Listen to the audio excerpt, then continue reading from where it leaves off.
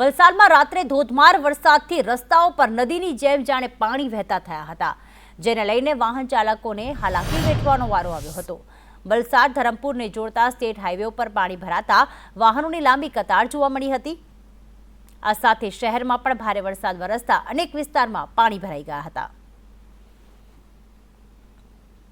તો વલસાડ જિલ્લાના આ રસ્તો કે જ્યાં રસ્તાઓ પર નદીઓ વહેતી હોય તેવા દ્રશ્યો જોવા મળ્યા હતા।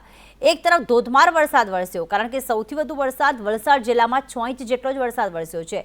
સવાર સુધી પાણી ઓસર્યા ન હતા અને જેના કારણે વાહન ચાલકોને હાલાકીનો સામનો કરવો પડી રહ્યો છે। હવે પાણી નિકાલની વ્યવસ્થા કરવામાં આવે તેવી સ્થાનિકોની માંગ છે।